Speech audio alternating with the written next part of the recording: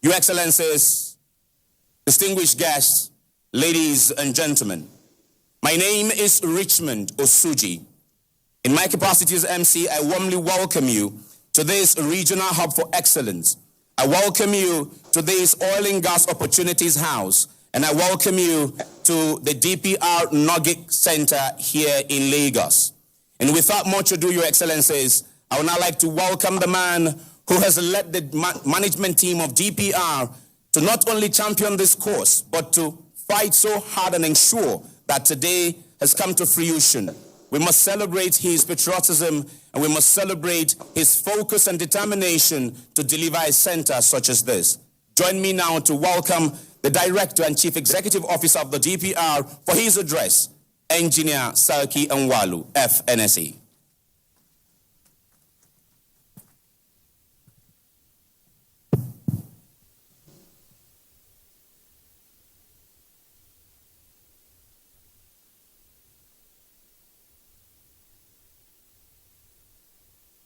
The President and Commander-in-Chief of the Armed Forces, His Excellency President Muhammadu Buhari, GCFR.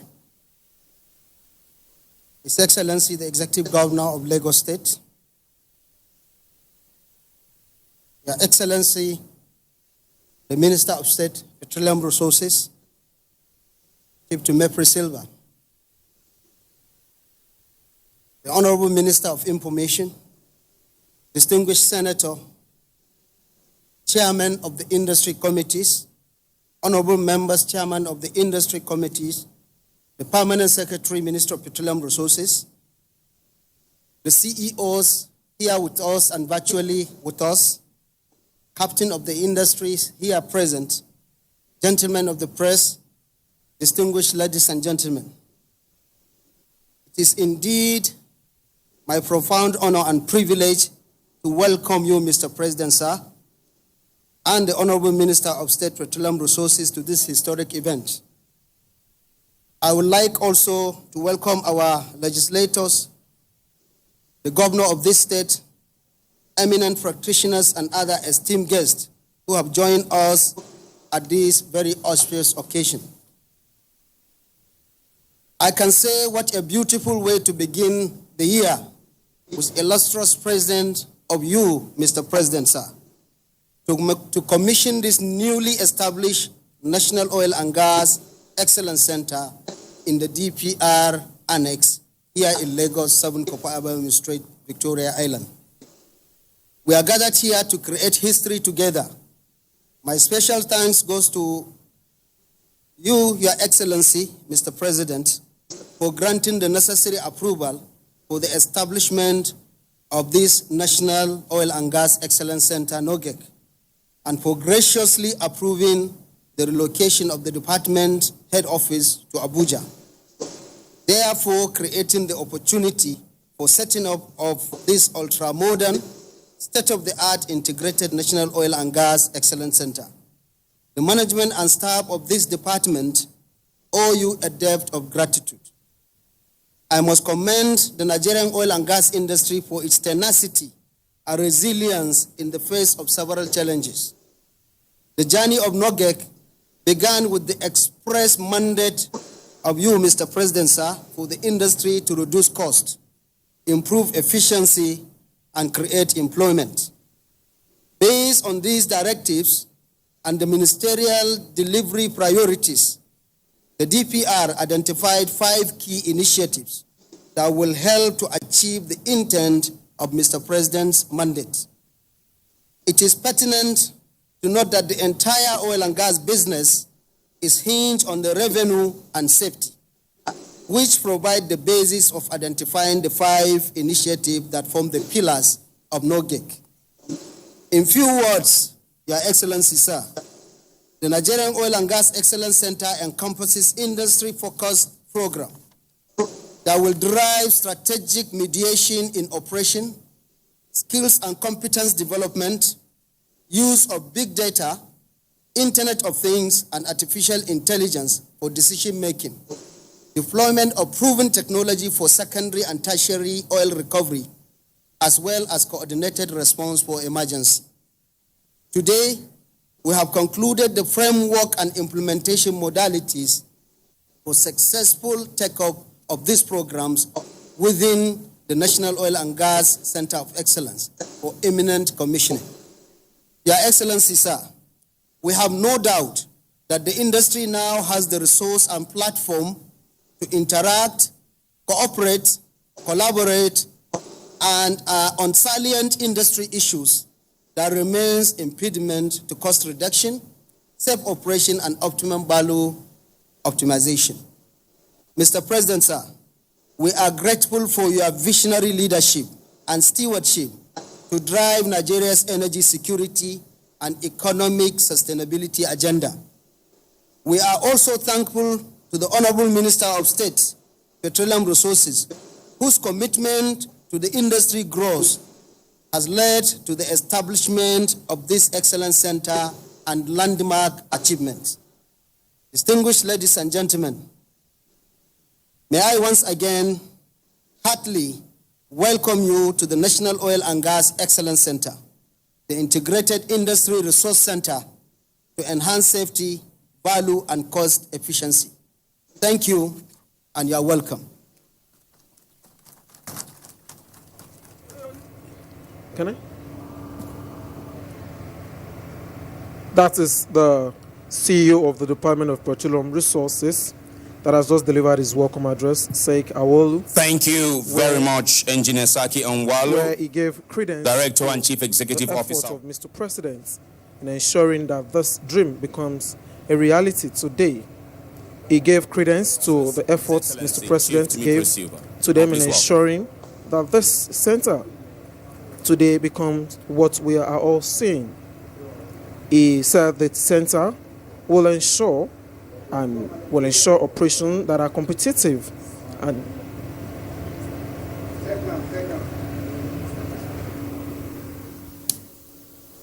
the President of the Federal Republic of Nigeria,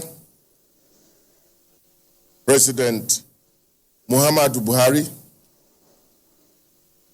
the Vice President of the Federal Republic of Nigeria, Chairman of the Senate committees that are relevant to the oil industry, and Chairman of the committees of the House of Representatives, let me at this point stand on the protocol already established. It is my profound delight to warmly welcome all in attendance, both physically and virtually, to this historic event, the commissioning of the National Oil and Gas Excellence Center, NOGEC, situated at the DPR Annex in Lagos. You will recall that immediately following our inauguration as ministers of the Federal Republic, 9 key deliverable priorities were handed down to the Ministry of Petroleum. Thanks to the formidable leadership of His Excellency, President Muhammadu Buhari, who is also the Honorable Minister of Petroleum Resources, we have continued to implement sustainable reforms and policy directions in the Nigerian oil and gas industry, targeted at driving optimum value from our petroleum resources for Nigerians. The National Oil and Gas Excellence Center, which is being commissioned today, is a testament to the successes achieved in this regard.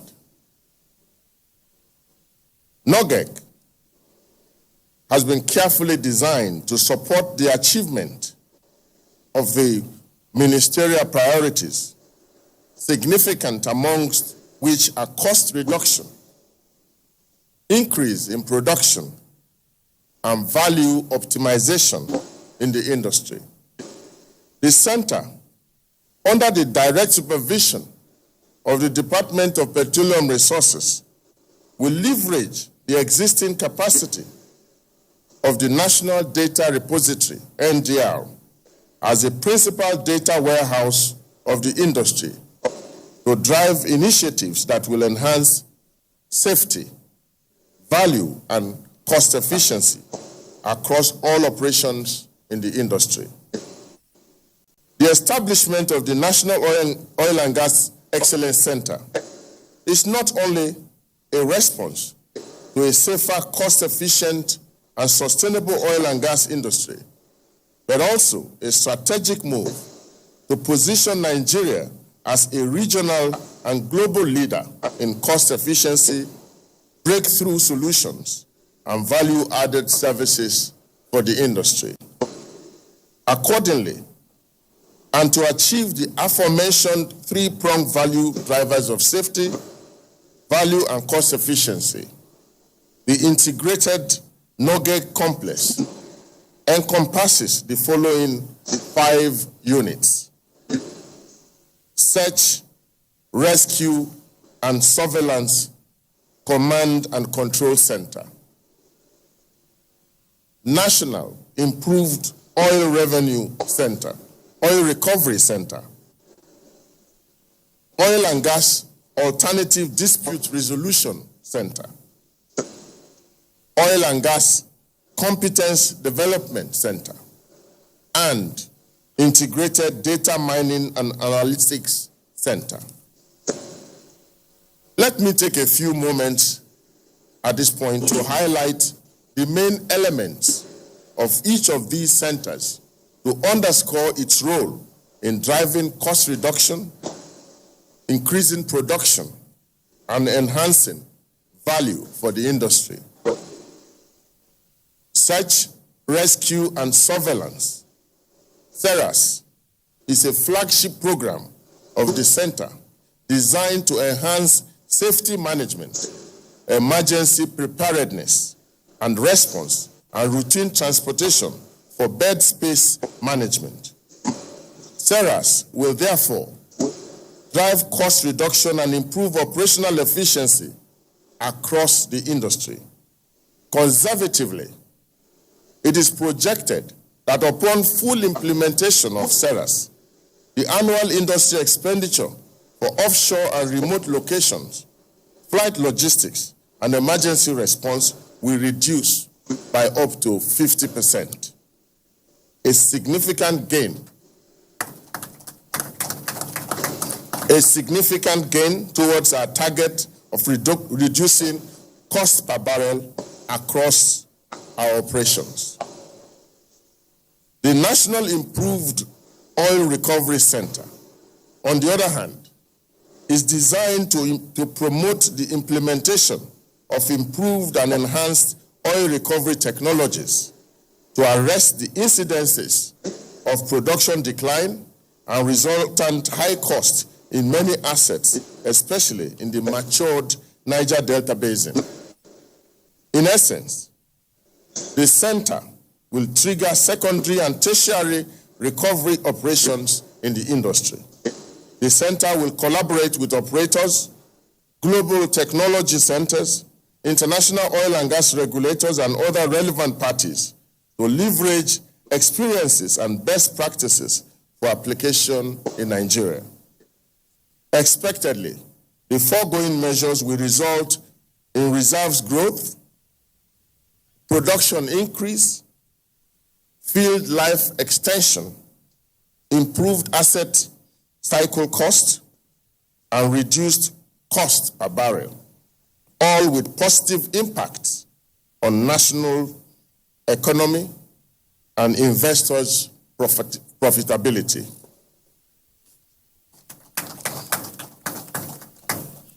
In another vein, the Oil and Gas Alternative Dispute Resolution Center is created to arrest the prevalent value erosion attributable to suboptimal development or non-development of oil and gas assets due to lingering disputes in the industry.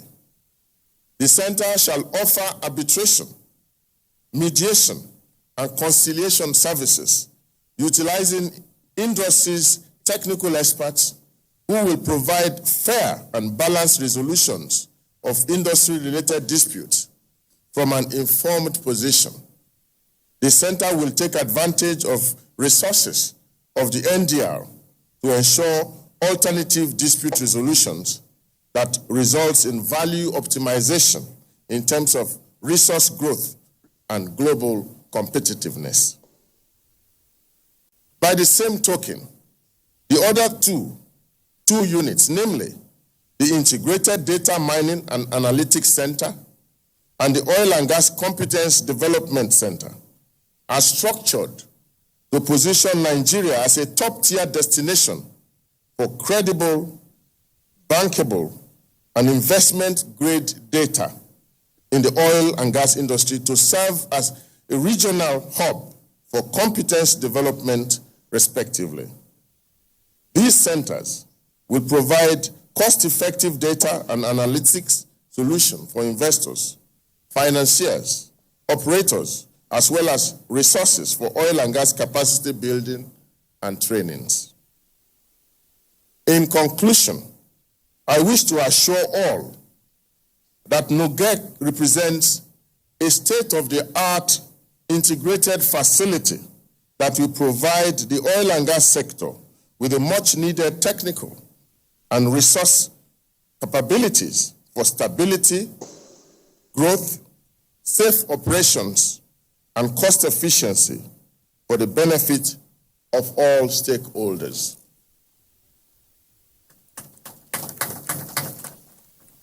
We are confident that this center will support the attainment of Mr. President's clear development imperatives for the sectoral growth and the industry performance targets set by the ministry for a fortified oil and gas sector. Ladies and gentlemen, once again, I warmly welcome you to this event and congratulate the Nigeria oil and gas industry for this laudable achievement. Thank you and God bless you.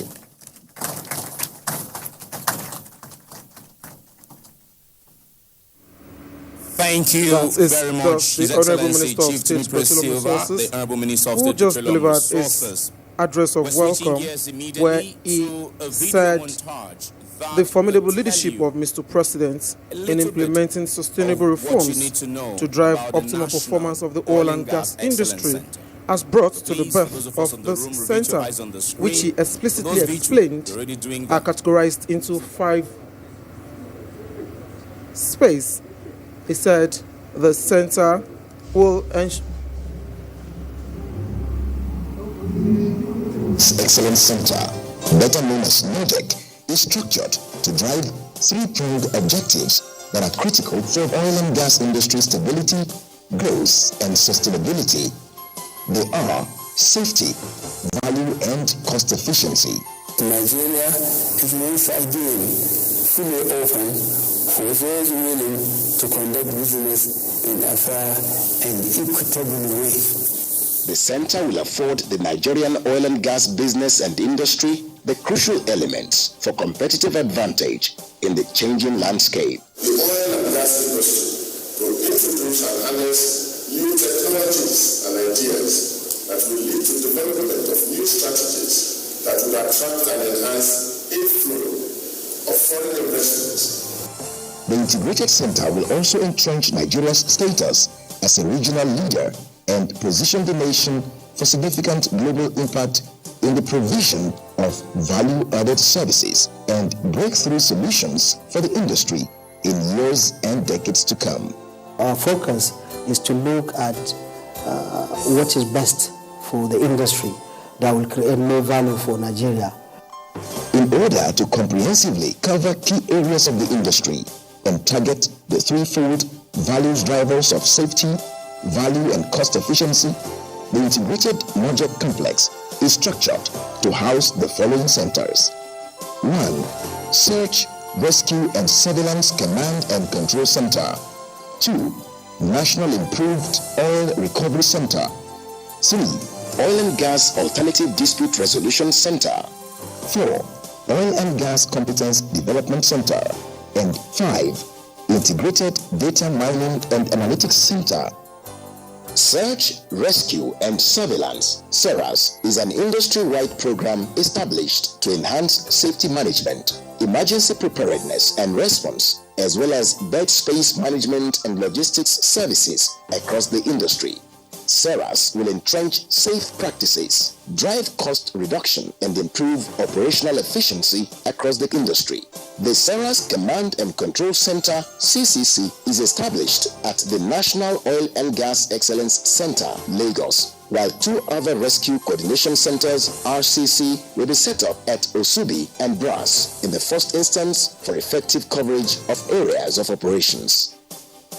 The National Improved Oil Recovery Center is established to formulate and implement strategies for improved and enhanced oil recovery methods in the Nigerian oil and gas industry for the purpose of achieving maximum production at the lowest possible cost. Oil and Gas Alternative Dispute Resolution Center offers arbitration, mediation, and conciliation services for the industry. The center will leverage industry technical experts to provide fair and balanced resolutions of the industry's related disputes from an informed position, as well as access to robust data from the National Data Repository. The Oil and Gas Competence Development Center is a world-class center of excellence that will serve as the innovation hub for the oil and gas industry in Nigeria and beyond. The center will feature state-of-the-art training facilities, meeting rooms, conferencing, electronic library, digital visualization center, co-working spaces designed to stimulate creative thinking to proffer solutions for the technical and business challenges facing the energy sector. The Integrated Data Mining and Analytics Center will provide a platform for appropriate analysis of industry data to provide meaningful insights that will enable effective decision-making for investment, asset development, portfolio management, and operational excellence.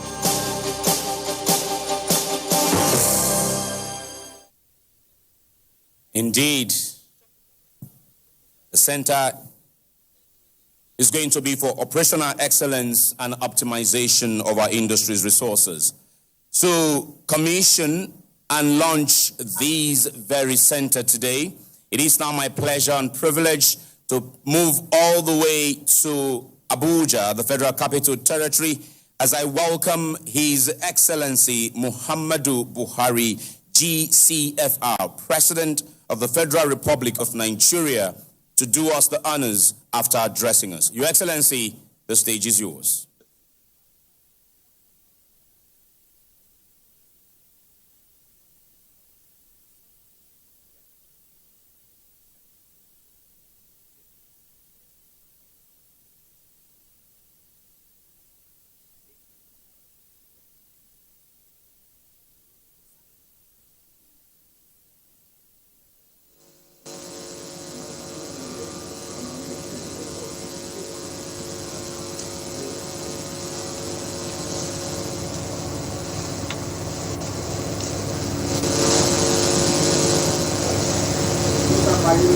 Your Excellency,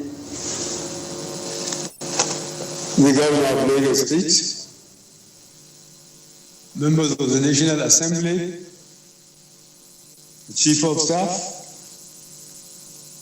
Honorable Ministers,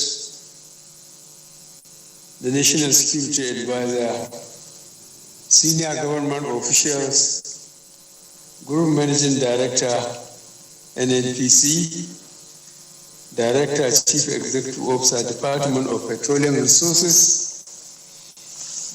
Captains of Industry and Developmental Partners, distinguished ladies and gentlemen. It is my pleasure to be virtually presented for the commissioning of the National Oil and Gas Excellence Center at the Department of Petroleum Resources, Annex 7, Kofo Abayani Street, Victoria Island, Lagos.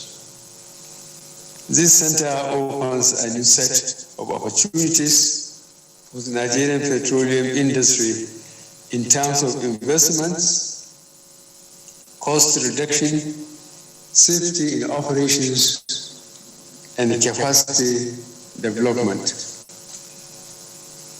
The establishment of the National Oil and Gas Excellence Center aligns with our administration's commitment to foster stability, growth, and sustainability of the Nigerian oil and gas industry, consistent with the economic development and sustainability agenda articulated in the A, National Petroleum Policy 2017, B, National Gas Policy 2017, C, Economic Recovery and Growth Plan, and D, Economic Sustainability Plan 2020. You will recall that at the beginning of this administration, we set a clear roadmap for the oil and gas sector in order to increase value from the nation's huge resources, potentials, and create opportunities for investors, both local and foreign, when I declared that Nigeria is open for business. I am delighted that since then we have witnessed major financial investments in the sector, such as the AKK pipeline project, the NLG Trail 7, and the completion of the 5,000 barrels per day water refinery. Our renewed drive, economic diversification through the oil and gas industry as a pilot remains on track as we expand government revenues and deploy it to our own gross domestic product, generate employment, and contribute to eliminating poverty in Nigeria. This National Oil and Gas Excellence Center will serve as an integrated resource complex to drive safely, value, and cost efficiency in the industry. It is therefore another milestone in the development of oil and gas sector and the realization of greater value for the country. In 2020, global economies were faced with unprecedented challenges and severe shocks in the wake of the coronavirus pandemic and the attendant consequences therefrom. Nigeria has not spared from the impact of the coronavirus, oil price crash, and OPEC+ production cuts, with direct impact on government revenue projections and the national economy. However, we are emerging more resilient in 2021, owing in part to efforts of the agencies of the Ministry of Petroleum Resources, who work under my leadership and the direct supervision of the Honorable Minister of State Petroleum Resources, to keep oil and gas production levels stable, optimize government revenues, and ensure domestic energy security. The creation of the National Oil and Gas Excellence Center at this time is further demonstration that the Nigerian oil and gas industry has come of age, even against the odds. The center will serve as oil and gas industry cost reduction center and hub for industry best practices, technical support, and competence. It will also act as oil and gas techno-economic bureau to support government and its entities in policy development and implementation efforts. Above all, the Integrated Center will enhance the contribution of oil and gas sector to the nation's GDP, as well as strengthen Nigeria's position as regional leader in the oil and gas industry. While acknowledging our achievements, we must not relent. We must redouble our efforts and confront the challenges of global energy dynamics, resurgence of the coronavirus, unstable oil prices, and need for development of alternative energy. I therefore charge you all to rededicate yourselves to national duty and take full advantage of this excellent center to meet the challenges confronting the industry. On our part, we will spare no effort to ensure that Nigeria gets the maximum benefit from the huge natural resources. We will continue to leverage oil and gas for development and pursue our economic diversification drive across all sectors. I urge all industry practitioners and stakeholders to join me in this task of nation building to realize abundant opportunities in our country. I would like now to commend the Honorable Minister of State Petroleum Resources, the Director, Chief Executive Officer of Department of Petroleum Resources, and the entire staff of the Department of Petroleum Resources on the actualization of this Excellence Center. It is now my pleasure to commission the National Oil and Gas Excellence Center, as I hereby direct the Honorable Minister of State Petroleum Resources to cut the tape and reveal the flag and declare it open on my behalf. Thank you, and God bless the Federal Republic of Nigeria. Shall we rise for the national anthem, please?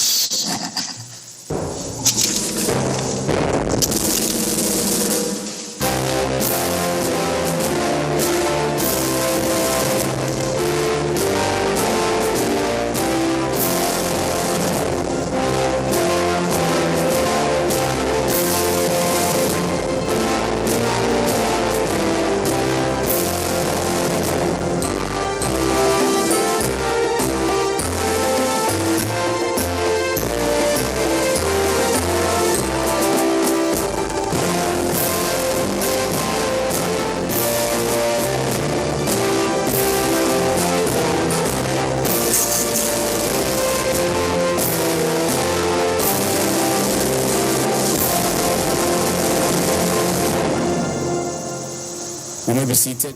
Mr.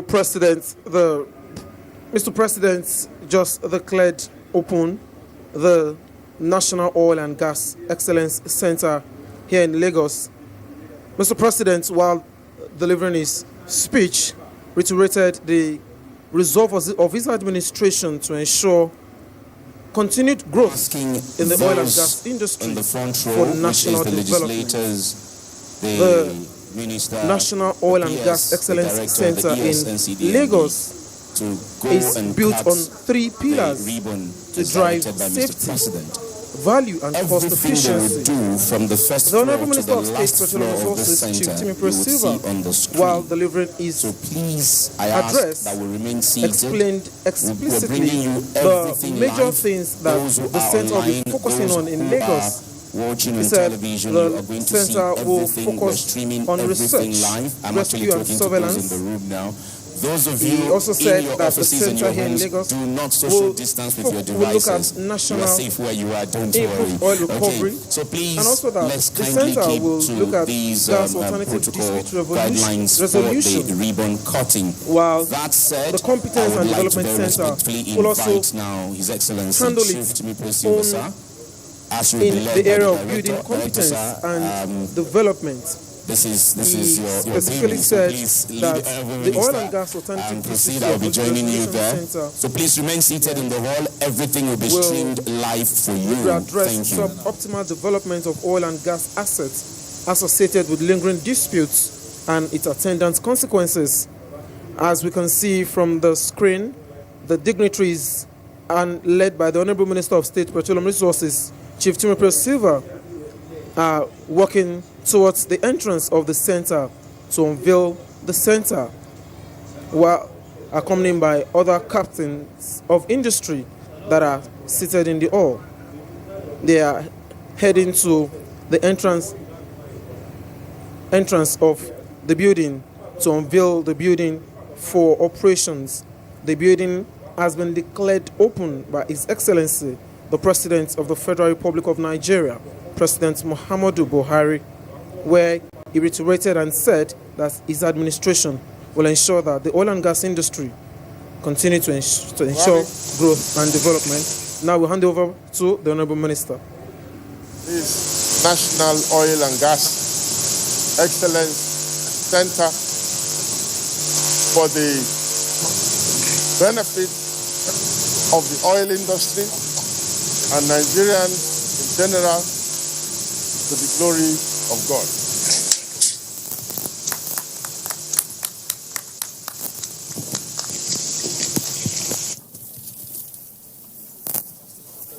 The Federal Ministry of State Petroleum will now be heading in to unveil the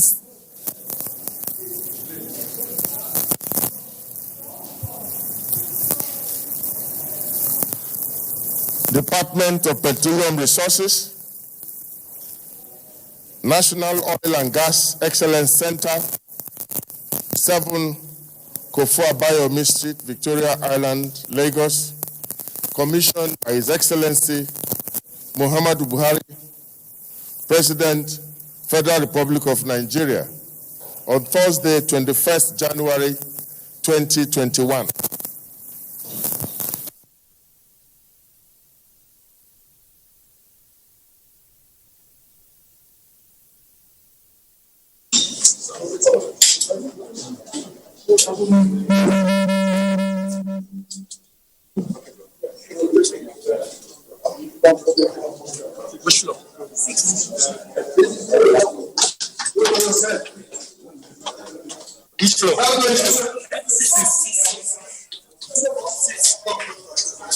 Here, please.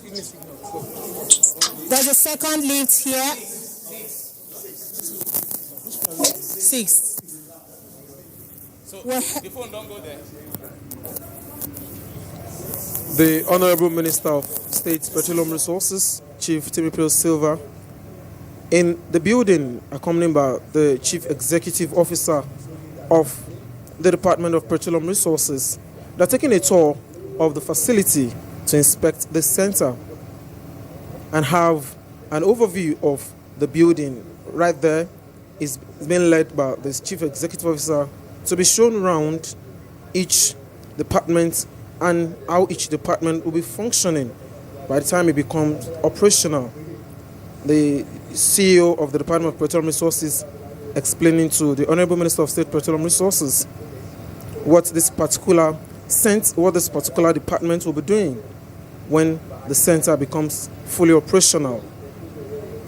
It's been taken to other departments in the building. That is the center where we'll have the National Oil and Gas Excellence Center that will ensure safety, value and cost efficiency in the oil and gas industry. As we all know that this is critical to the oil and gas industry sector. That was drilled, that we don't have record of it, that we cannot analyze it fully with all the visuals and calculations. So we do believe this facility and the trigger of information we have is now good enough for us to harness and get the benefit of this history as well as confidence for the industry to grow and drive costs down.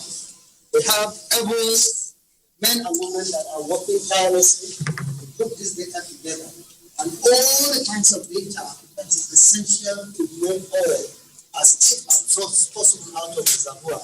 We have it here.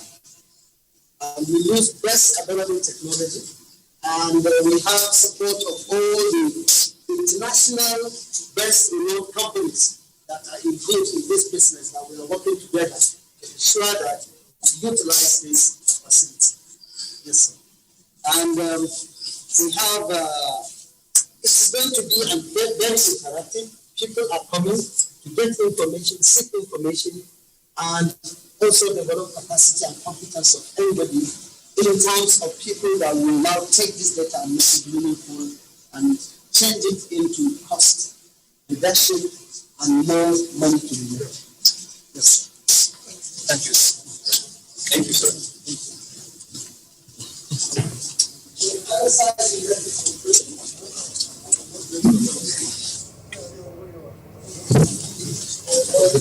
The Minister of State Petroleum Resources, Chief Timothy Silva, still being conducted around the center to see for himself what the center will be doing. We just saw on the screen where the Chief Executive Officer of Department of Petroleum Resources showed him around and took him to where some members of staff are seated to carry out their task. So the CEO explained to the minister what those members of staff will be doing by the time the center becomes operational. He's still being taken around the facility to see for himself. All the information we are getting, all information that we are getting, we are harnessing and putting it into our enterprise data warehouse, as well as getting the information to be functional, big data, information that we get from the machines and from the interaction of the machine from the operation. We put it together under this integrated data mining and analytics center. And we have equipment in the center to validate and verify what needs to be done and analyze out of this center. But the first, I would like to introduce you to our Agile Software Lab. In this Agile Software Lab, we use our internal resource and capacity to develop all systems and processes that will enhance profitable oil and gas exploration, production, processing, and marketing, and also boost transparency for Nigeria. For example, we have Nigerian Oil Gas Asset Beneficiary Ownership Register, where we develop a register that anybody with any interest in Nigerian oil and gas asset will capture and put the register. And this is developed by Nigerians in Nigeria for Nigeria. This improves a lot of confidence in DPR and their leadership, that we are very transparent, because you can just come to the DPR and know who owns what. That will give you confidence to invest. And this is developed not by any consultant, but our people. 24 of them, 2 teams that develop source code to solve issues and give value for money for whoever intended to invest. And while the lab is here, the team is creating as much solution as possible based on the enterprise resource that we use. We keep the other side for training and development. And you can actually come here, mine the data, print the data if you want. For example, this is just a print, a sample print we have here. This is a print of, we select Kaduna State, and we print this using the printer, Kaduna State. This is just a special distribution of oil and gas in Kaduna State. We have all the blending plants. Anything you see here is a filling station with the name, landmark, add-on. That is why when we mentioned we have 9,000 filling stations that are ready to carry gas for the gas expansion program. This is the system we use to actually identify those filling stations. So you can see where we put add-on. Anywhere you see this add-on, that station is ready to add gas. So when they come to license, what we do is to say, you are ready for add-on, we identify. So every state in Nigeria will have this. And we have, if it is gas filling plant, even if the station is it has approval to construct, that is ATC, we have it. If there is railway, we put it. If we have our own office in that state, we put it. So that is why we believe this facility is ready for somebody that wants to establish filling station. For example, here, we say, no, it's chopped up. You can see, you cannot sell. But you can get somewhere here to establish. That gives investor confidence, and it gives ability for people to have access to this data. For the metropolis, this is it. For the state, this is it. And we can zoom it to local government, to any area we want, and we print. So that is why we believe the center will be very expedient in enhancing and developing business. And so we have this. So the enterprise data warehouse, like this is daily associated gas balance report. Every day, we know what the gas is, what the oil is, produced water, from everything that relates to oil and gas, we have it on daily basis.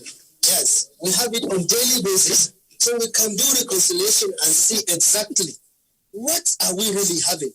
So the era of saying that Nigeria doesn't know what we produce, what we sell, what we live, is over and over and over, because this is it. You can even come and see it, because that is why we established that EDW, the Enterprise Data Warehouse. We warehouse the data as we get to production. And these young men and women, Nigerians, they are passionate of getting this to really make the country to stand in and run as one of the major oil and gas players in the world. So that is what we have, sir.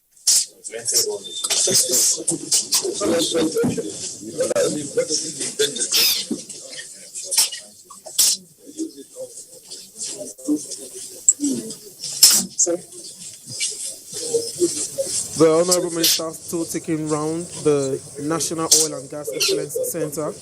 The centre is structured to accommodate 5 various centres, including Research, Rescue and Surveillance Command and Control Centre, National Improved Oil Recovery Centre, Oil and Gas Alternative Dispute Resolution Centre, Oil and Gas Competence Development Centre, as well as the Integrated Data Mining and Analytical Centre. So the Honourable Minister is being taken around each of those centres to see facilities on ground to ensure smooth operation. Yes, sir. In this, why we make it a flagship? Because this is an operation that happens every day. As we speak, there's no change. As we speak, there are ships, people going and coming. And we need to really tackle and know who is going, who is coming, and what kind of facility that we use to really go and come. And that is where the money is, because you have to pay. We have to reduce the cost of aviation. $7,000 per hour is not acceptable. We have to reduce it through cooperation. And we have facilities that will help us achieve that.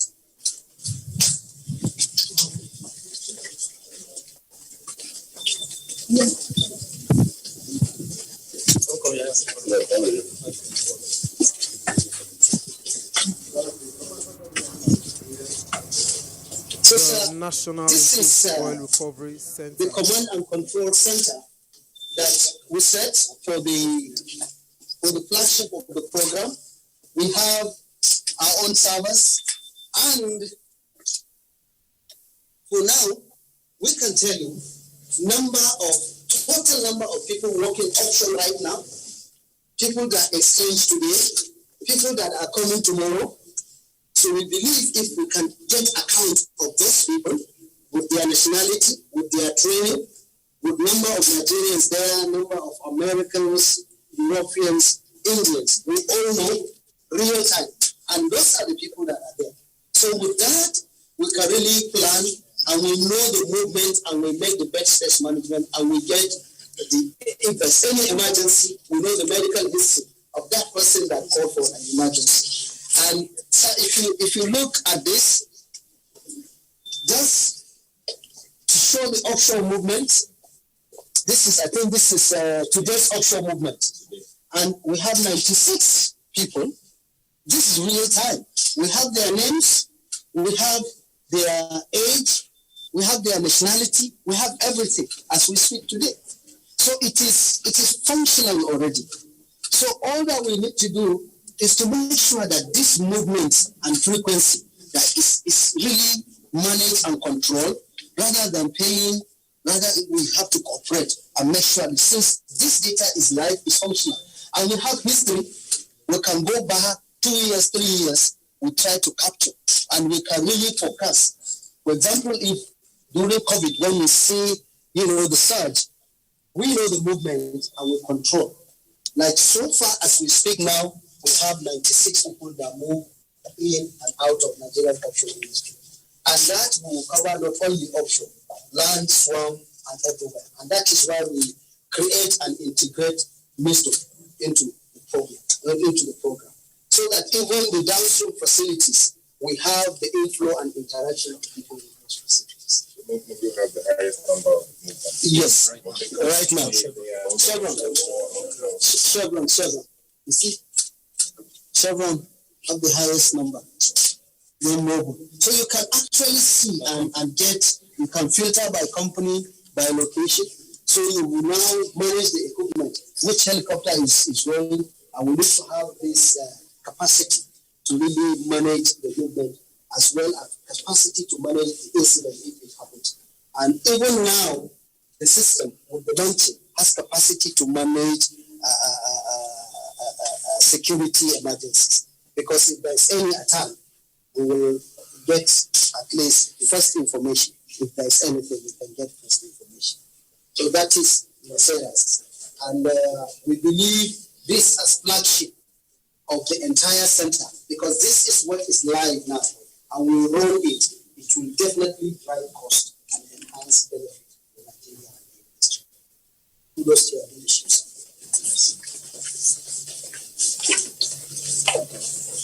We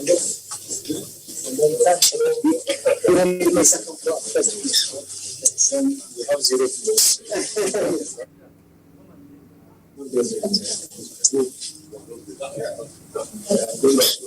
The Minister of State Petroleum Resources, Chief Timothy Silva, still inspecting some of the facility on ground. He was just shown a monitor where the CEO explained to him some of the diagrams that were shown on the monitor to monitor events on ground when things happen. Now the minister has been taken to another center, which is the National Data Repository Center. Here it will be told what the center will be doing. Of the entire program, the National Data Repository Program, this is where all the data come, not only the data that will fit the knowledge, but the data of the entire industry. And I'm sure all of you visited this place, and some of us are here, but you can see the improvement we made in getting this supporting removed.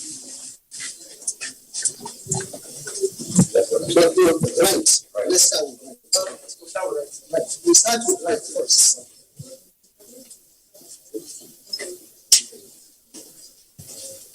This is where we see things.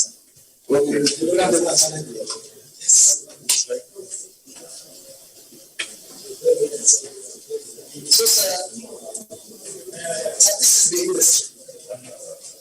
Yes.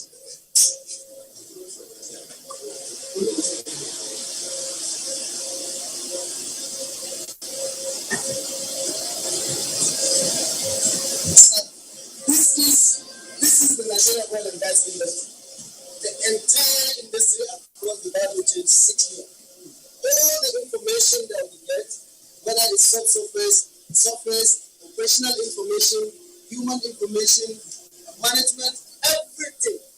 This is where it is. This is the server. This is where all the information is getting. We have this physical, we have it in the cloud, and we have a disaster recovery center elsewhere. And we make sure that if everything goes, the recovery center is there. And the difference between this one, the cloud, and the disaster recovery center is just 2 seconds. 1 second between this one and our cloud, another second between this one and the disaster recovery. So this one, we recently improved and increased the capacity to about 200 terabytes storage, and we have physical storage beside this, where we keep tapes, where we keep information about all the historical data, active data, relevant data, cost data, data for academia, as well as data that is cost, because we have data companies that go and do seismic, get their data, they put it here. They don't process data, they bring it here, and they sell to the main government revenue. So this is the heartbeat of it. And we go these offices, we have people that work here 24/7. There is no Saturday, no Sunday. They live here, they control, they see what this budget is doing, together with all the civil location, and they advise. And if they see any research, they advise. We have people here that say 2/7 on shift of 12-hour basis. So that is how they manage this.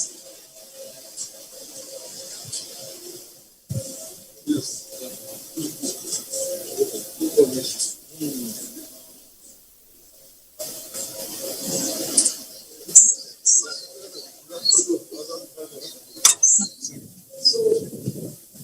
So sir, when the data, just to have the strength of the data, you see, now I'm the director, but I don't have access.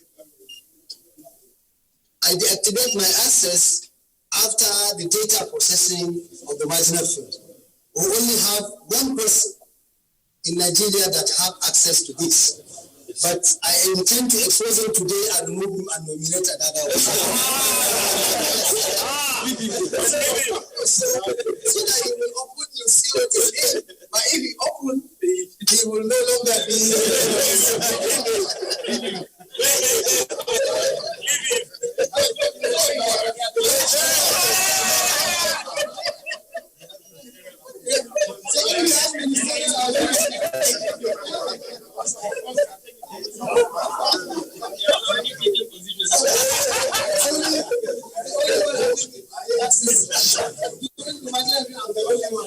So after I remove my own, so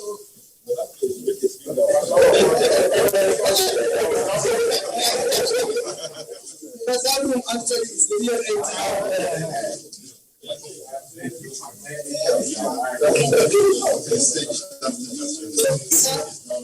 this is the Federation Center to control the entire business of oil and gas. This is where we control the productions and volume. This is where we know who produces what, at what rate, at what time, and how much do you produce? How much oil do you lift out of Nigeria? Who is lifting? Where are you taking it to? So this is what we have, and you select any field. Let me select Albania. Take us to Albania. You will see the real production there in Albania. You can reconcile the volume. You will see it. This is Albania as we speak. Currently, there is no export ongoing. That's yes. And these are the tank levels. All the tanks are captured here.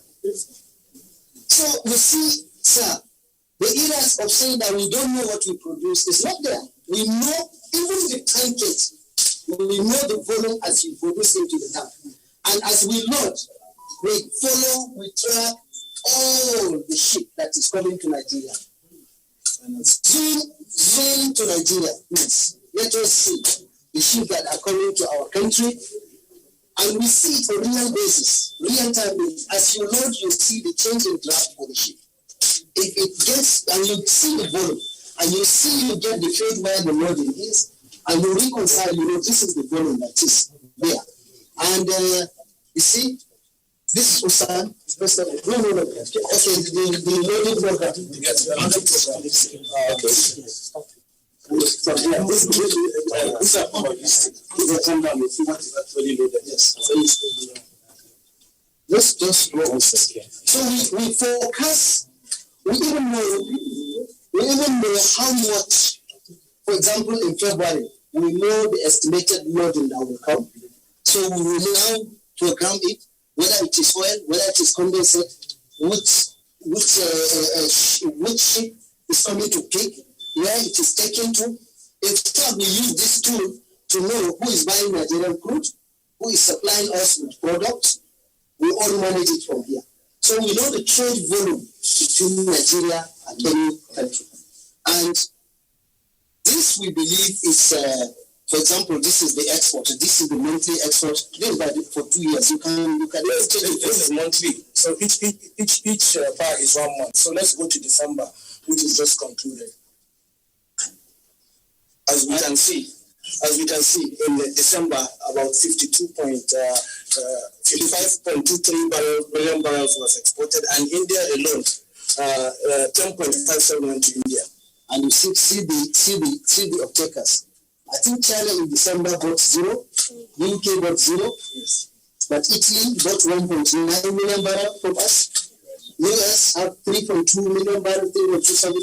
So it goes this record on real time and archiving to know exactly what volume of crude we produce, we sell, and what volume of product we import and we distribute.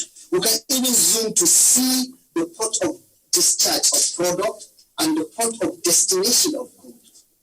All this we have this capacity and capability. So if we can even see here, if there is any vessel that is not registered, we know that vessel is taking maybe stolen product. We normally have an advice that we give Nigerian Navy that there is vessel in so place, you need to really take action. And in most cases, they take action.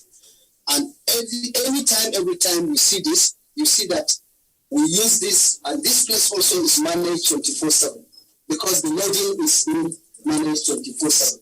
So they are working on shifts. Those are the people that we leave here pending the completion of the DPRO head office, where we will now replicate and duplicate the facility over there. Where is loading taking place? This is where it's out from. Mm-hmm. Yes, we can see a vessel transported here.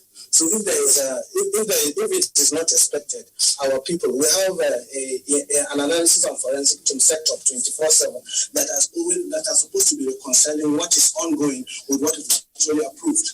If we see any vessel that, for example, doesn't have a license to be there, it will be flagged up, either for coastal vessel for shift to shift or vessels bringing in or taking out crude. So they are actually monitored. Each vessel that comes into the shores of Nigeria, this platform is designed to ensure that anything that comes into Nigeria, we capture it and we advise accordingly. And it's suitably designed for DPR because we consider it and we give it to them. Then, sir, this will interest you more, sir. Yes. I think before we start with the dynamic and trade management, let's go to, because this is a so this is Nigerian Gas Commercialization Program. You've been asking me why the delay. Actually, this is what we program. Every flare point in Nigeria is programmed here with the volume, with the location, and we capture it for real time. We reconcile with the volume. With that volume, we see. Because as it is now, we go on with the program. We don't know what we are taking. We rely on the companies. But right now, we rely on our data. So we know the exact volume. And you can take any location. Please, just take any location and zoom the location. You see the flare. You see the facility, you see the owners, you see the operator, you see when it was discovered, and you get all the historical data, and you can now adequately now say this volume is for this, and you finish off the program, and you issue out. Through this, we discover that there are more player points than initially declared, because we account for the volume, we know where the volume is, we map it out, we know where the facility is, because we were challenged. Those off-takers, they're saying they don't have access to the site. But what if we give you the picture to Google Map, everything you see, you can take it. And we have the actual volume in which you can take, in which you can now know and make decision and take decision. So, and with this, sir, it now catapults us to another thing, which this initiative made us to create this dynamic acreage management, whereby at any time we know how every OPL and OML is performing, because it's live. It's something live, and it's something that is creating wealth for the nation. So we map out every acreage with the local government, with the community, with everything, because we give for attribution, for calculation of sharing of wealth, we give the attribution.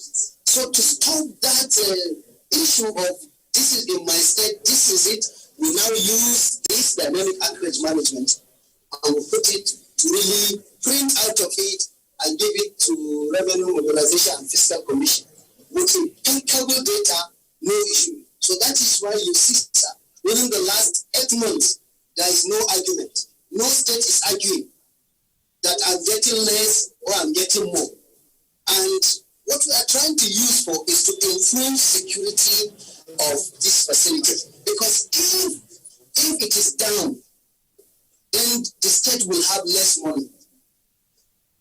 If they complain that this month we have this money, we say, no, so field is down, no production. So you only get the 13% derivation come from production, and it's down. So that is why everything now calm down. So this is it. Okay. So we go to first floor. Is it like the same direction after the first floor? We have another meeting there. No problem. We will go to first floor. Yes, sir. We need to show first floor. The Honorable Minister of State Petroleum Resources, Timothy Silva, still being led by the General Manager, the Director, and the Chief Executive Officer of the Department of Petroleum Resources, Awal, taking him round for inspection of some of the facilities on ground to ensure smooth operations of the center. He's been taken round to see some facilities on ground, and what I said earlier on is that the National Improved Oil Recovery Center is said to ensure that it formulates and harness and implement strategies, methods for improved and enhanced oil recovery methods in the Nigerian oil and gas industry for the purpose of achieving maximum production at the lowest possible cost. And all this, the director explained to the Honorable Minister that the center is meant to drive growth of the oil and gas industry.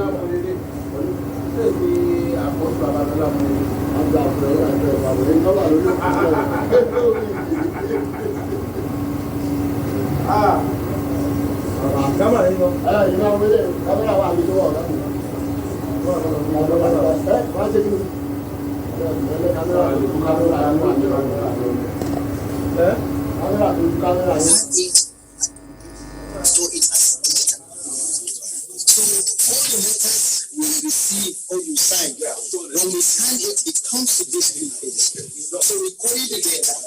It's when we finish our permanent headquarters that we will transfer the big page to it. But for now, we believe it is better to stay here than to take it there since the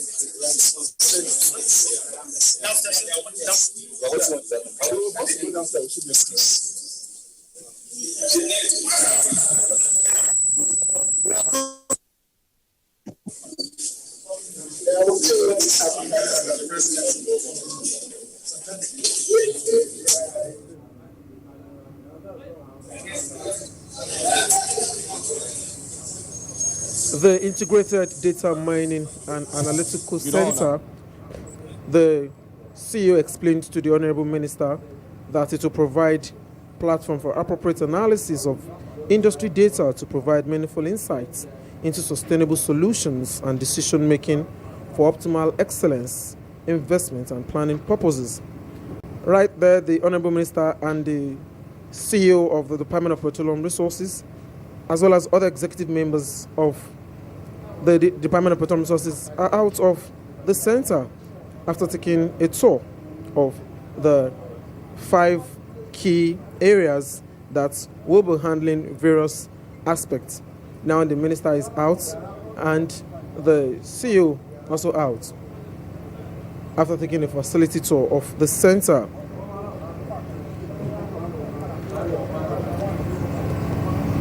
The National Oil and Gas Excellence Center that was inaugurated by His Excellency, the President of the Federal Republic of Nigeria, President Muhammadu Buhari, is set to begin operation for... After going to the Excellence Center that the Nigerian oil and gas industry has come of age. We are now looking at the softer issues to enhance recovery, to ensure that our costs are down. Because the problem we have had in Nigeria is that our cost of production has been too high. So a lot of these things that have been put in place will definitely bring down the cost of production, which will improve the government safety. Issues around safety and regulations also in all of this. In particular, I said before, I mean, these are softer issues. This is also going to improve this. From the entire outside broadcast crew here in Lagos, I am Abolade Salami, handing you over to the studio.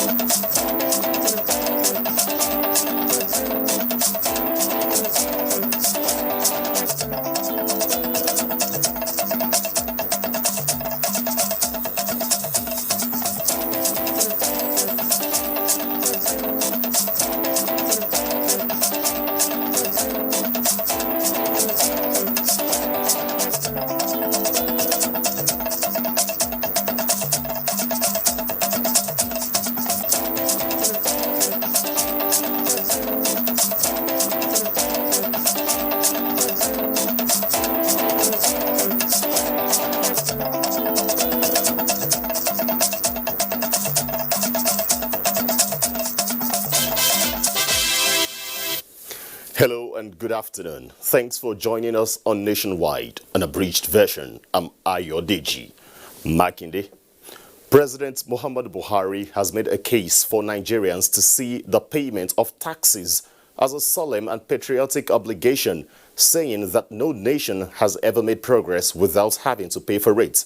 Declaring open the first national tax dialogue, the president also insists that foreign businesses must not be allowed to continue exploiting the nation's markets and economy without paying appropriate taxes. State House correspondent Adamu Sambu reports that the event was put together by the Federal Inland Revenue Service. The first national tax dialogue with the theme Taxation in a Post-COVID-19 Economy is a deliberate attempt by the federal government at getting insights and wisdom from a broad spectrum of the society on how best to improve Nigeria's revenue receipts for sustainable growth and development. There is so much to look forward to in the coming years. the FRS is starting this decade with the resolve to leapfrog tax administration into the digital age. We are banking on your continuous support as we embark on this wondrous journey. 2021 is a year of recovery, a year that we will be recovering from the recession, and a year that taxpayers, both businesses and individuals, will be setting back to the path of growth. We are starting to see a diversification of revenues, tracking the economic diversification objective of the APC government. The African Development Bank is ready to provide needed technical and institutional support to Federal Inland Revenue Service and to Nigeria to build up its capacity for tax administration. In his virtual address to participants, President Muhammadu Buhari made it clear that his administration is not seeking to increase the tax burden on Nigerians, but to plug existing loopholes and ensure equitable application of the tax laws. This was clearly demonstrated by the provision of the Finance Act 2019, whereby government exempted small companies from tax and reduced the income tax rate for medium companies from 30% to 20%. We went further to cushion the burden of tax on the low wage workers by exempting minimum wage from personal income tax. The president, however, said with the devastating effect of COVID-19 on the economy, a debt profile of more than 32 trillion naira, as well as a tax to GDP ratio of about 6%, Nigeria has no alternative than to do whatever it takes towards achieving optimal tax revenue generation potential. It is not enough that our citizens and local businesses pay their fair share of taxes. Equally, foreign businesses must also not be allowed to continue to exploit our markets and economy without paying appropriate taxes. The Federal Inland Revenue Service has my mandate to speedily put all measures in place to fully implement programs to stamp out base erosion and profit shifting in all their ramifications and generally automate its tax processes. It is therefore incumbent to do all that is required in order to efficiently collect tax revenue due from transactions carried out using local and foreign online platforms. President Buhari directed all government agencies and business enterprises to grant the Federal Inland Revenue Service access to all their systems for seamless connection. The deployment of technology for automation, he however said, must be done in line with international best practices. From the State House, Adamu Sambo, NTA News. A bill seeking to give legal backing to the harmonization of retirement age for teachers in Nigeria has been approved by the Federal Executive Council. State House correspondent Adamu Sambo reports that Minister of Education Adamu announced this while briefing journalists after the council's meeting and described the bill as a giant step forward towards enhancing teaching and learning in the country. For approval so that there is legal backing for the new retirement age of 65 years for teachers. And then the service period being extended to 40 years. The President approved the reintroduction of bursary awards, which I told you here last year, improving teacher quality, funding teaching practice now from TET fund, rural posting allowance, science teacher allowance. And then, of course, we had the Teacher Registration Council of Nigeria, TRCN, under us that has professionalized the profession. Now, the Teachers' Bill is expected to go through the National Assembly for legislative consideration before it becomes effective. We now connect with Chief Sylvester Onoja via telephone to provide insights on the implication of these proposed adjustments. Mr. Onoja, the Federal Executive Council yesterday approved a bill to harmonize retirement age for teachers from 60 to 65 years and years of service from 35 years to 40 years. What's your take on this? Oh, thank you very much for that question. That is the greatest thing that has happened to education in recent times. It shows the commitment of this government to education. What we need in education is quality teachers. If we have quality teachers, we should be able to retain them. In the last few years, the quality of teacher education has been on the decline. And so there's need to retain teachers that can mentor the new ones that are coming in. So the increment in the retirement age for teachers is a welcome development and the greatest thing that has happened to education in the last 5 years. Now that you've talked about quality and retraining of teachers, 65 years of age in service, do you think teachers will be able to hold on considering the stress and the demand of the job? There are teachers that are in teaching because they have been called to do so. And there are teachers in the teaching system that have come there because they have nothing to do.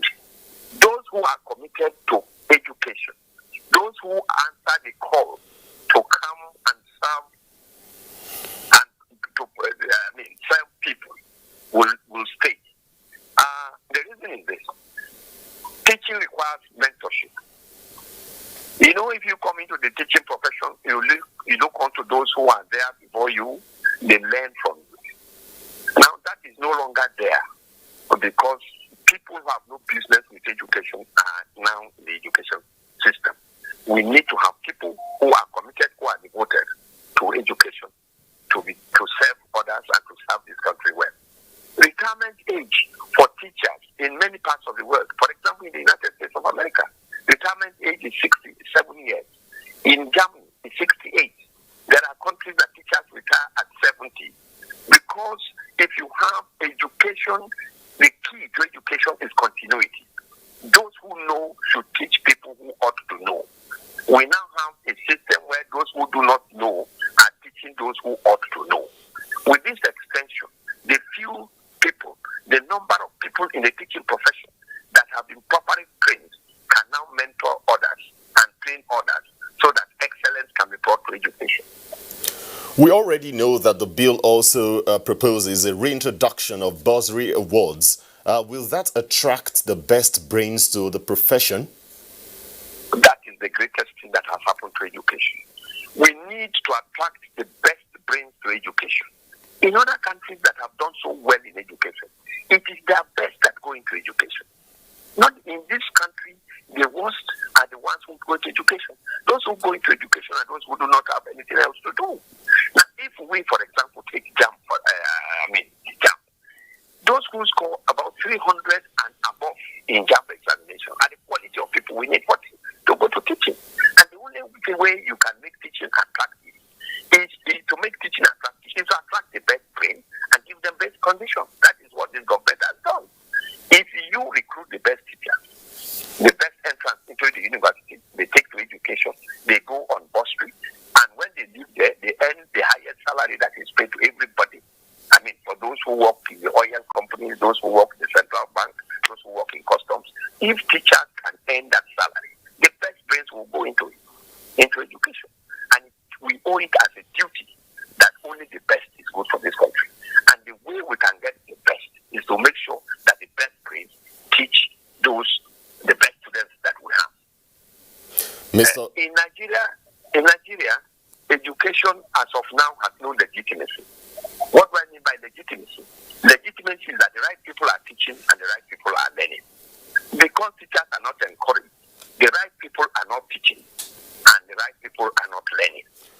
With this bill, the right people will teach and the right people will learn and will have the right results that will develop this country. Chief Onoja, I would like to thank you for your time on Nationwide today. Obviously, better days ahead for teachers in the country. Thank you very much. Thank you very much indeed. Moving on the news, United Nations has welcomed the new U.S. administration's announcement to re-enter the Paris Agreement on climate change. Secretary General Antonio Guterres said this shortly after the inauguration of Joe Biden as President of the United States of America. Adebola Brooksland-Sunday reports. Office of President of the United States. Office of President of the United States. And soon after he was sworn in as the 46th President of the United States, President Joe Biden signed some executive orders which include returning the U.S. to the 2015 Paris Agreement on climate change. Secretary General Antonio Guterres, in a tweet, issued a statement of welcome in which he noted that President Biden's commitment has made it possible for 2/3 of global carbon pollution to be committed to carbon neutrality. Executive Director of the United Nations Environment Program, Ingrid Anderson, also expressed her warm welcome on Twitter for the U.S. re-entry into the agreement and is looking forward to working closely with the new administration to strengthen climate action. Former U.S. President Donald Trump, in November 4th, 2020, pulled his country out of the global pact. The agreement is aimed at tackling climate change by cutting greenhouse gas emissions and sets a global target for limiting the rise in average global temperatures not higher than 2 degrees Celsius above pre-industrial levels. Adebola Brooksland-Sunday, NTA News. And now we move on to Lagos, the nation's commercial hub, for more news with Awal as our guide. Hello, Awal. Hello, Ayo. Good to see you. The signing of the executive order by U.S. President Joe Biden committing the U.S. to the Paris Agreement on climate change has been applauded by environmentalists. They say the move puts the U.S. back on its leadership role in the global effort to check the catastrophic effect of climate change. Environmental correspondent Jennifer Igwe is on standby to tell us more. Now, the new U.S. President, Joe Biden, has hit the ground running with his green agenda with the signing of an executive order that puts the U.S. back in the Paris Agreement. Now, that historic agreement took years to achieve, and it involves the U.S. and about 200 other nations that have come together to ensure that greenhouse gas emission is reduced to at least 2 degrees centigrade above in pre-industrial levels. Some are even pushing for 1.5 degrees. So U.S. pulling out from that agreement was a major blow that affected the whole process. That threw in some confusion into the whole system because the withdrawal indicated, therefore, that the other countries, the other developed countries like China, India, Russia, part of Canada, that are responsible for about 50% of greenhouse gas emissions in the world, now will become a little bit relaxed. That if America is not party to it, then they could only do the best they think they should do, not as committed as before. So that was the general fear. Environmentalists in Nigeria and the world over are happy at the development because of the crucial role the U.S. has to play in the global fight against climate change and the international climate change negotiations. America is an industrial country, an industrial leader and political leader, a heavy polluter. Going ahead with the Paris Agreement without the United States of America wouldn't have made much sense. The political will required to drive on this process is better led by countries like the United States of America. And here we are. Now, in 2017, the past U.S. President Donald Trump announced that the U.S. will be leaving the Paris Agreement. Late last year, they did. So many are now optimistic that with the U.S. coming back on board and taking leadership, more efforts to check the impact of climate change, especially how it affects poorer nations, will be intensified. In Lagos, Jennifer Igwe, NTA News. And now to infrastructural development. While the inauguration of the Lagos-Ibadan rail line is gradually drawing closer, there is a boost in passengers' traffic, with most of them already visualizing the array of opportunities along various sectors that the rail service will actualize. Michael Olale reports. The finish line is near, and the contractor handling the Lagos-Ibadan rail line is not relaxing. From laying of concrete, fixing of pavement and instructional signs, the train corridor in Ebute Metta is a construction site. And even with these magnificent buildings standing tall, the commitment to deliver is unwavering. The train station itself, most people say it, I think it's one of the biggest you have around. It has a capacity for 6,000 people at a time. There are other facilities attached to the station. We intend to have a park and ride. There's supposed to be a hotel around the station premises. Don't also forget, around the station premises, we also have the central control for the Nigerian Railway Corporation's standard gauge operation.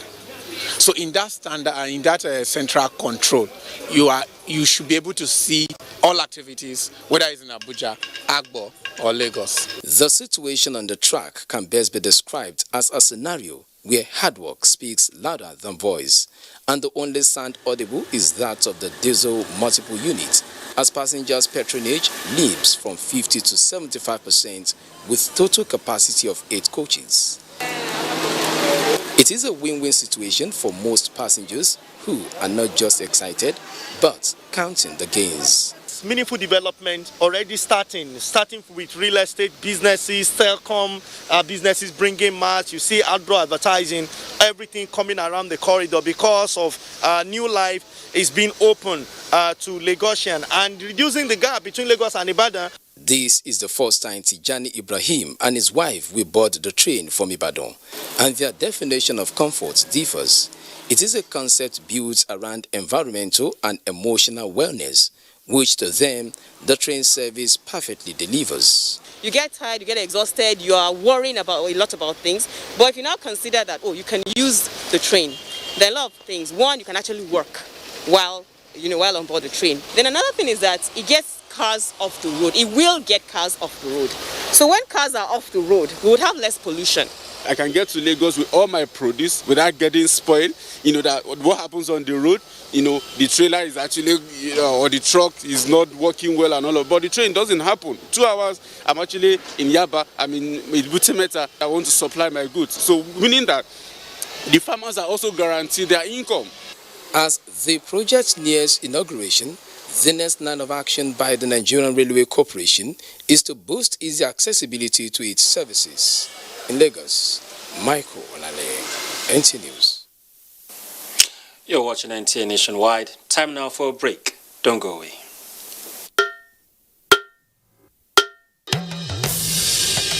Hello, I bring you wonderful news.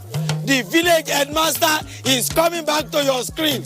Mo wire abi mi o wire. Teacher yo mo, a fẹ́ lọ wá nǹkan jẹ. Teacher yo mo, a fẹ́ lọ wá nǹkan jẹ. Ọmọ onírẹsì ti dé.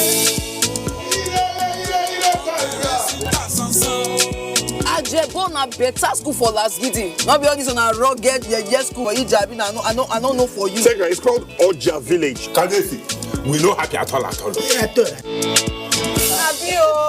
And I know that even you too, you are getting a lot of orders too. Hey, we are trying, shall we? Sweep her leg out. She was standing there. Sweep it. I love you so much. And how did I give you the impression that I was interested in that position? 50-year anniversary. You mean anniversary? I talk with that now. Not for me. You want make I die? Not for me because of Pamio.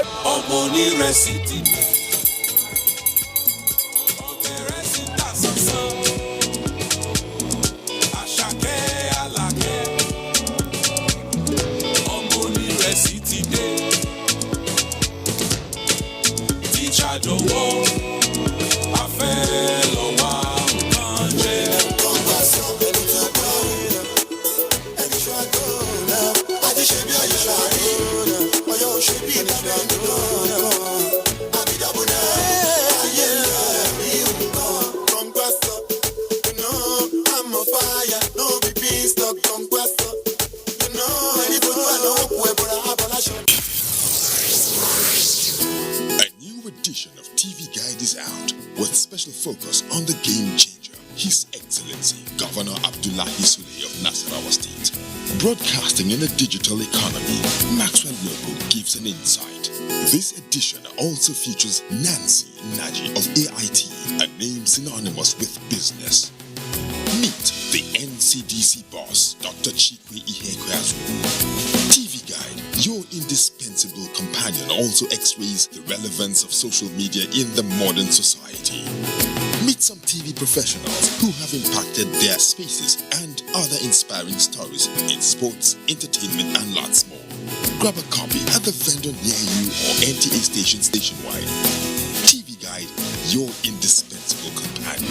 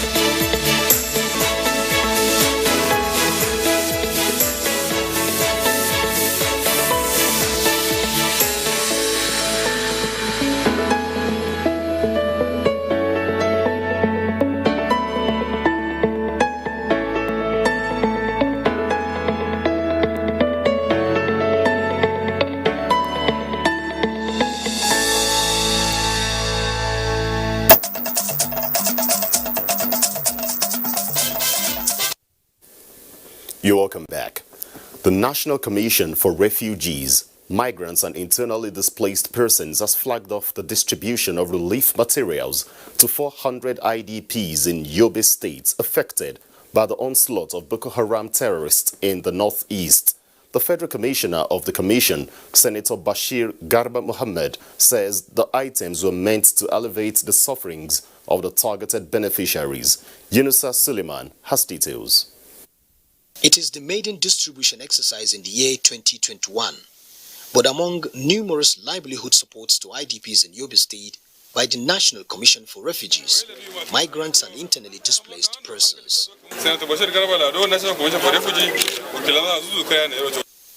The distribution of the relief materials targeting 400 IDPs by the Commission was necessitated following the recent influx of more persons of concern into Damaturu from the neighboring Borno State, with beneficiaries describing the gesture as timely. Thank you. Yeah, this food, I really appreciate it because it will take care of us at home. The Federal Commissioner, National Commission for Refugees, Migrants and Internally Displaced Persons represented says the exercise is in fulfillment of the Commission's mandate in providing care, assistance and durable solutions to persons of concern.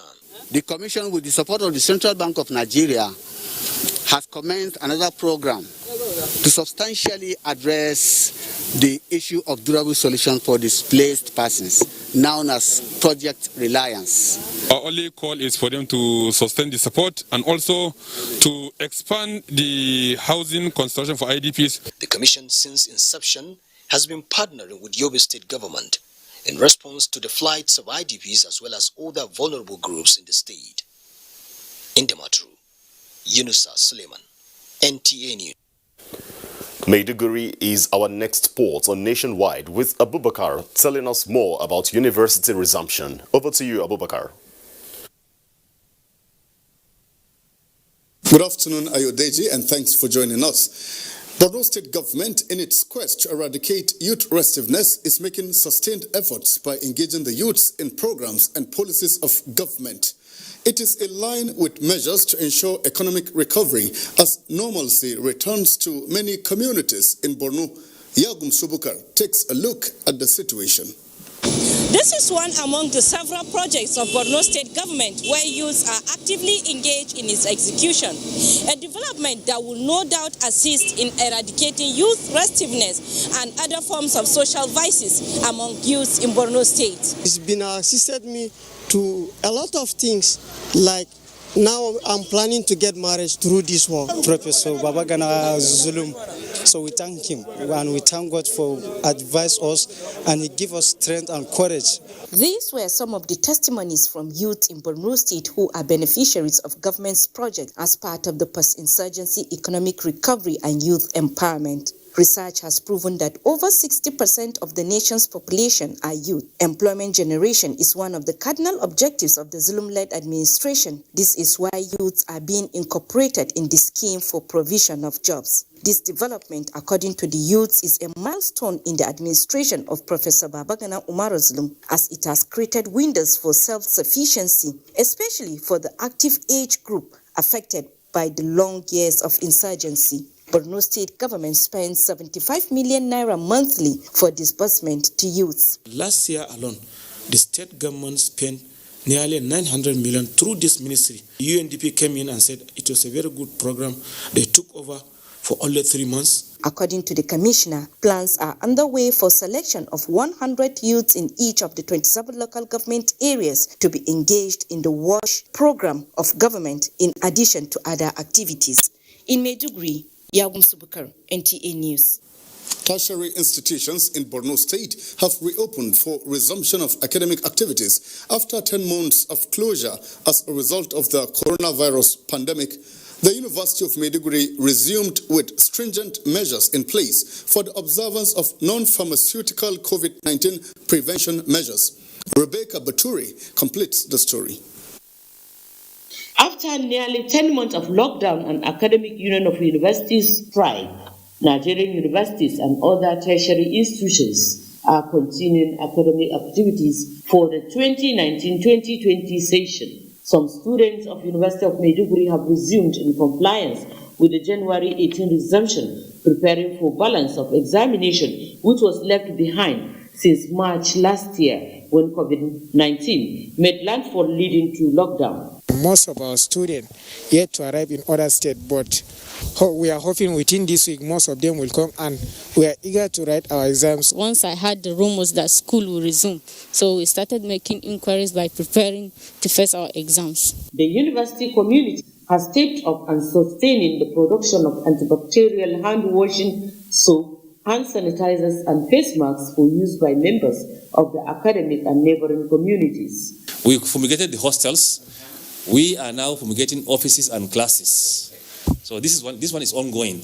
After offices and classes, then it will go back to the residential quarters. We've been using the lab for teaching and production of other products. But when the pandemic was widespread, we started producing the sanitizer gel, sanitizer spray, hand washing soap, and some bar soap to combat the disease. Some of the non-pharmaceutical measures include hand washing stations at strategic directions, compulsory use of face masks, and social distancing.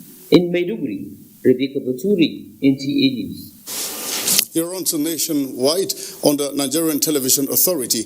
Let's now join Agatha in our Benin Network Center for more stories there. Hello, Agatha.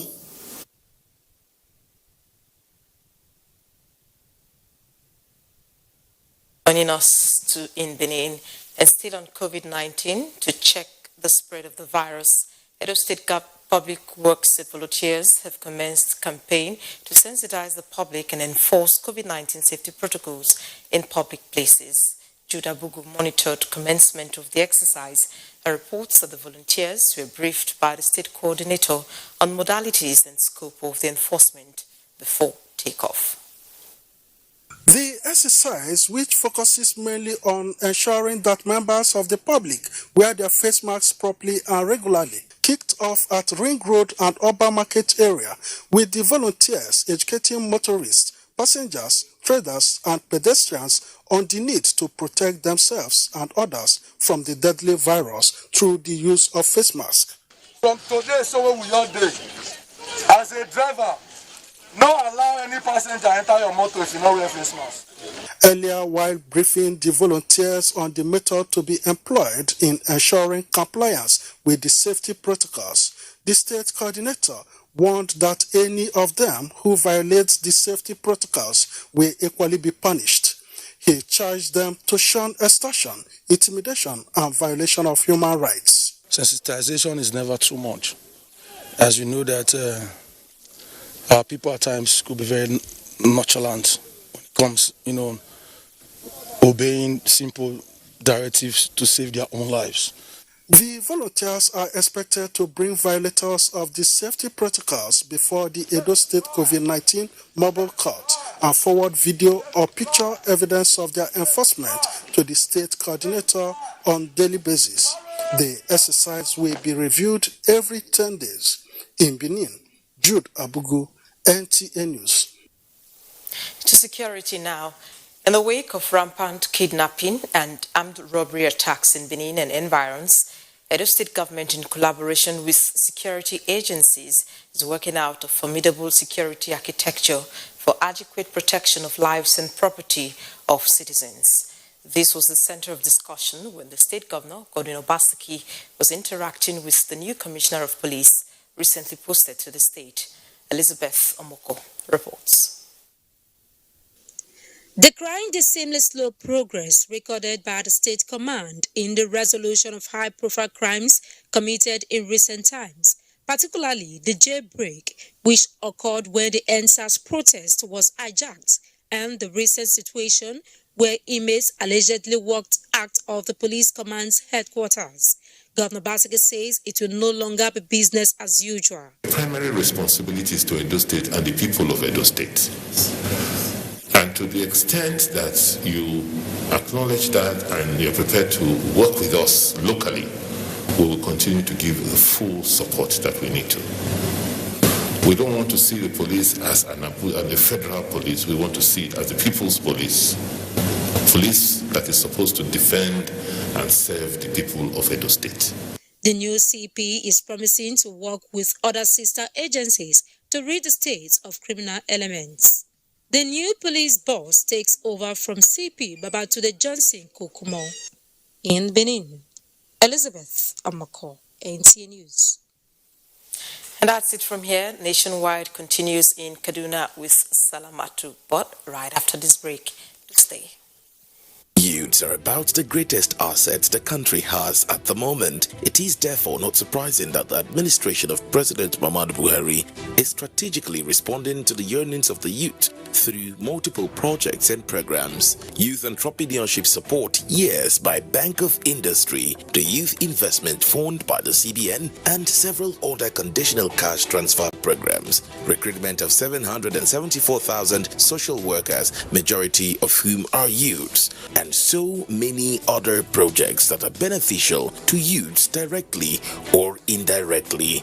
If the administration can do all this, definitely with a degree of patience and time, it can achieve more. Nigerian youths must come together to say no to terrorism, no to vandalism, and no to all disruptive tendencies. Hashtag Youth for Greater Nigeria. Pacifying the youths, unifying the nation.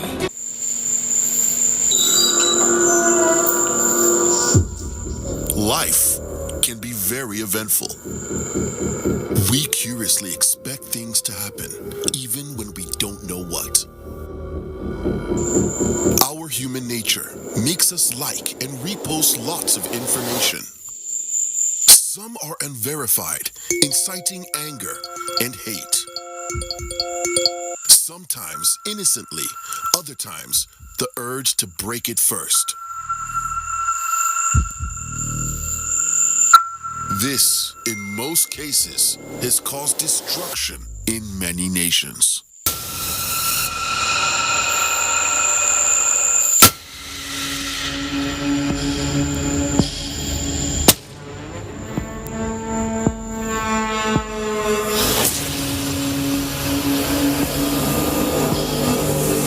Do you know that 35% of every girl child and women are raped on a daily basis? Some are killed in the process, some take their lives in shame, others remain emotionally dead for life. It is sad. This culture is not ours, definitely not African. How did we allow bad culture to infiltrate and take over? Even if you lack fear for the law, what of fear of God? And you, why do you cover up rape acts when it happens? Remember, a problem shared is a problem half solved. Never cover any rape act because a rapist is a murderer. It could be you or your loved ones next. Women must be treated like the prize giant they are. Say no to rape.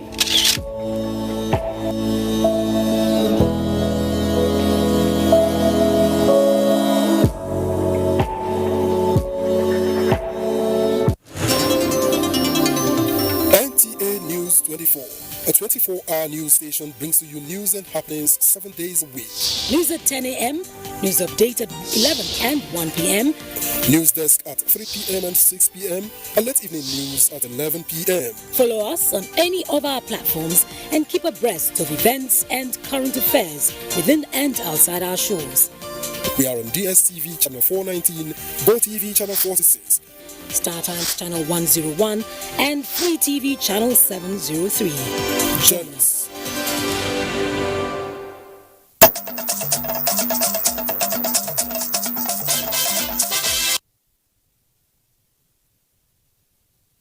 Thanks for being there and welcome to Kaduna.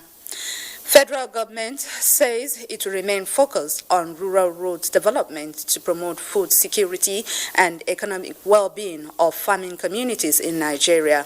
Adamu Sunday report that Minister of Agriculture, Sabo Nanonu, stated this at the inauguration of feeder roads linking markets in Makarfi local government area of Kaduna State. The report.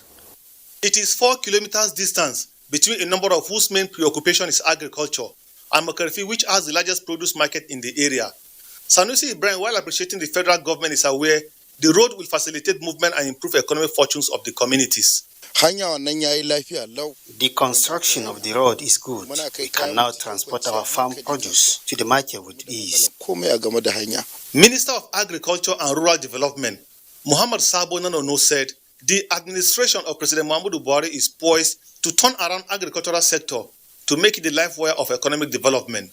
He said, construction of feeder roads across the nation is to open up hinterlands and avoid wastage of farm produce. I'm extremely happy with what I have seen in Mary and in Makarfi, as well as our water treatment plant here.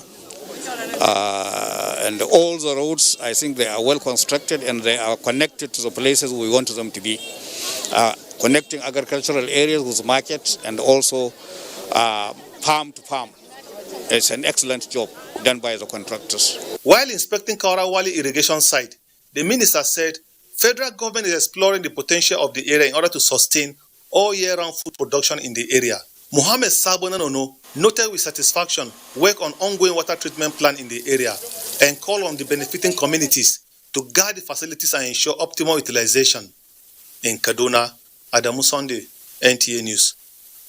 And away from that, Governor Aminu Bello Masari of Katsina State has called on working journalists and social media users in the state to continue to play a vital role in promoting peace and tranquility in the society. The governor made the plea while declaring open a one-day seminar on security awareness for media practitioners in the state. Awal Haliru completes the story. The one-day seminar organized by the Office of Special Advisor on Security Matters drew participants from the conventional media, local government information departments, and the users of social media platforms in Katsina State.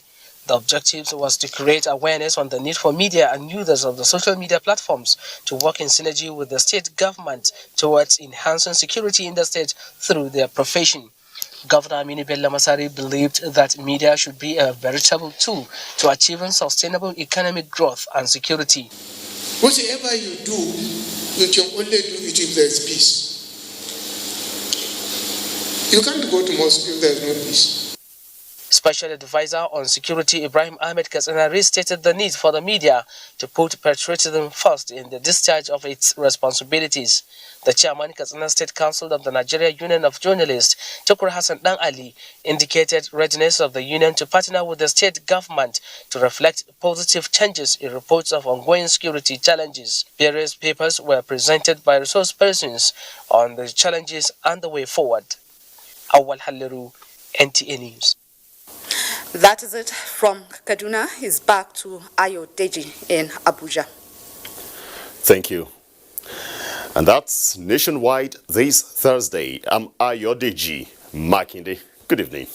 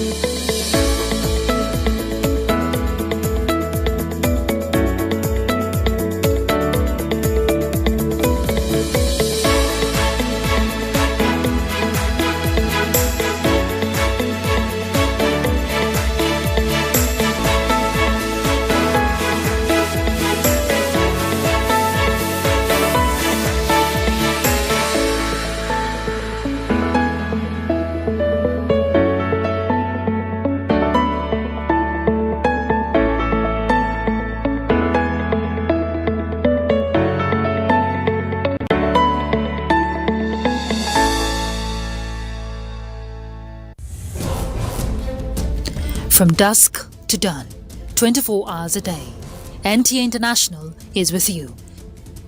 In your living room, office, and everywhere, anywhere. We provide the company you desire in terms of balanced and up-to-date news, programs, and the best of entertainment.